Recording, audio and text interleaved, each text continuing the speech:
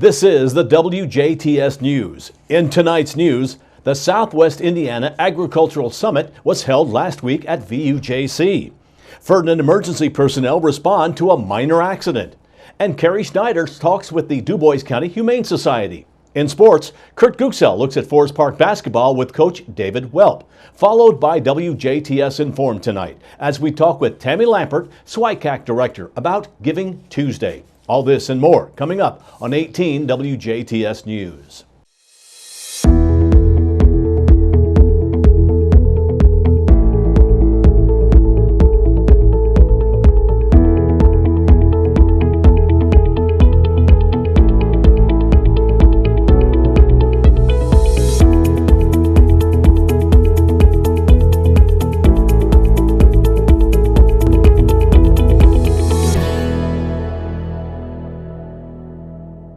Good evening, I'm Bill Potter with the WJTS News.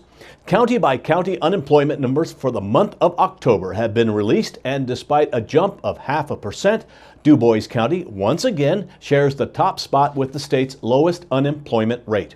Local figures released Monday by the Indiana Department of Workforce Development show DuBois County's rate of those out of work last month at 2.6%, up from 2.1% in September. DuBois shares the lead with both Bartholomew and Tipton counties. Statewide, Indiana's unemployment rate remained steady in October from September at 3.5%. The state's unemployment rate remained below the national rate of 3.7%, with the exception of October 2014 when it was equal to the national rate. The state's unemployment rate has been below the U.S. rate for more than 5 years. Indiana's labor force had a net increase of more than 5,300 over the previous month, which was a result of more than 2,400 unemployed residents no longer seeking employment and about 2,900 increase in residents employed. The state says Indiana's total labor force is nearly 3.4 million.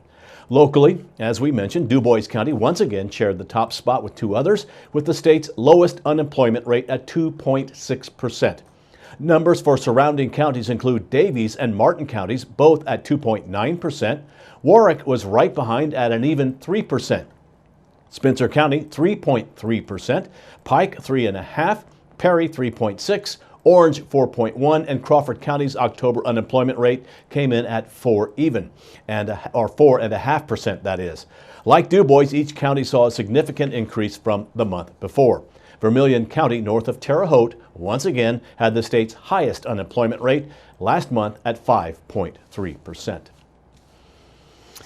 One person complained of pain but refused treatment after a two-vehicle accident Monday afternoon in Ferdinand. The Ferdinand Police Department says at around 3:30 p.m. yesterday, an SUV driven by 27-year-old Kyle Aders of Ferdinand was eastbound on 9th Street, approaching the intersection with Missouri Street, while a passenger car driven by 83-year-old Dolores Howerton, also of Ferdinand, was headed northbound on Missouri. Police say Howerton stopped at the intersection with 9th but told authorities that she did not see Aders' approaching vehicle, proceeded into the intersection, and her car was struck on the side by Aders' SUV. Police estimated between $5,000 to $10,000 total damage in the accident. No charges were filed. Police say Howerton complained of pain but refused treatment at the scene. All non-emergency government offices, both county and municipal in DuBois County, will be closed this Thursday and Friday, November 22nd and 23rd, in observance of the Thanksgiving holiday, with the exception of Ferdinand, which is open Friday.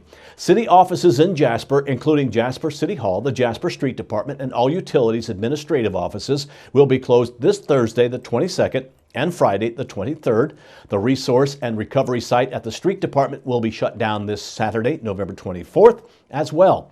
Residents are reminded in Jasper that trash and regular recycling that would typically be picked up on Thursday will be picked up Wednesday, a day early, November 21st, while trash and regular recycling normally picked up on Friday will be collected next Monday, November 26th instead.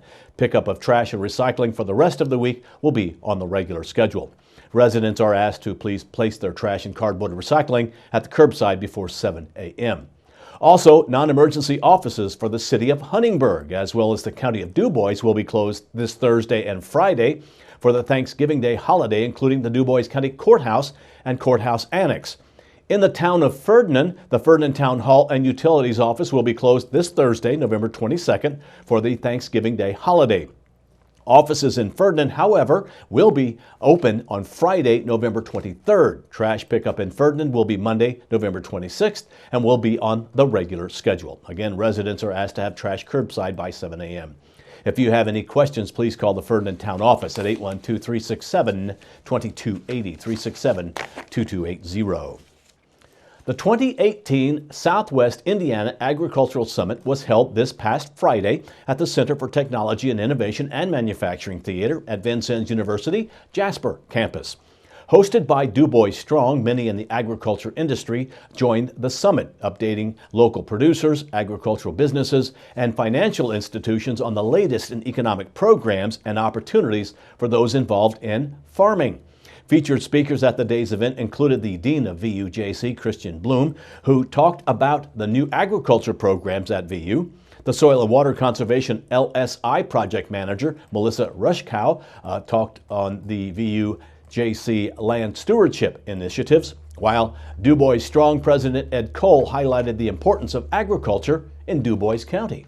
Ag is such a huge player. We have grain farming, we have dairy, we have poultry, we have egg production, and I'm sure I'm leaving out some. We're very, very blessed to have a very robust ag economy, and we want to pay homage to that because there's so many aspects of what we all do here that we need to stimulate and think about, and how do we shine the light on the importance of agriculture, because of course we all like breakfast, lunch, and dinner, so all those things are important. To find out how you can pursue an agribusiness degree from Vincennes University, contact Susan Brock-Smith, the Agribusiness Program Chair, at 812-888-5718, 812-888-5718, or email sbrocksmith@vinu.edu. The Du Bois County Shriners, a unit of the Hottie Shriners of Evansville, announced that all students in grades 2 through 4 in the Du Bois County school systems have been given free tickets to the 85th Annual Hottie Shrine Circus at the Ford Center in Evansville. The circus dates are this Thursday, November 22nd through Sunday, the 25th. The tickets made possible by people and businesses that purchased mom and pop tickets and donated them back to the program may be used at any of the 8 shows. Anyone needing additional tickets may purchase advanced general admission tickets for $18 at any of the German-American banking locations in Du Bois County until the close of business Wednesday, November 21st, or from any Shriner before Thanksgiving. All tickets are reserved. Proceeds are for the benefit of Hottie Shriners and are not tax deductible as charitable contributions. Anyone with questions may contact any Shriner, including Stan Yoakum at 812-482-2697, 812-482-2697, or Michael Cravener at 812-631-1197, 631-1197. Authorities with the Indiana Department of Natural Resources say a black bear was hit by a motor vehicle on Interstate 64 near mile marker 121 in the New Albany area Sunday evening. Conservation officers say the incident took place around 8 p.m., while the operator of the vehicle, as well as at least one other witness to the accident, said the animal was a bear. That led officers on a search of the area for the animal. They say the darkness and rugged, brushy terrain of the area limited the search. Monday, authorities determined the injured bear wandered into heavy brush after the accident. DNR wildlife biologists confirmed that the animal was a bear Monday afternoon, based on information gathered by Indiana conservation officers. Brad Westreich, a DNR mammologist, says it's unfortunate and unusual for a bear to be hit on an Indiana roadway, but says bear sightings are nothing to be alarmed about. He says as bear populations expand in neighboring states, it's only natural they become more common here. Conservation officers say black bears are rarely aggressive toward humans. They say if you see a black bear, enjoy it from a distance. Never attempt to feed or attract bears. Do not climb a tree. Advertise your presence by shouting and waving your arms and backing away slowly.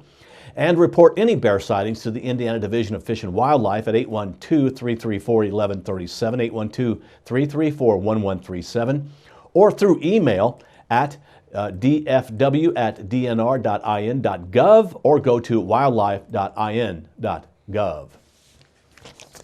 The Indiana State Poultry Association says more than 75 tons or 150,000 pounds of poultry products were donated to families in need ahead of the holiday season. Governor Eric Holcomb and Indiana State Department of Agriculture Director Bruce Kelter recognized the generosity of these producers at the association's 71st annual poultry donation.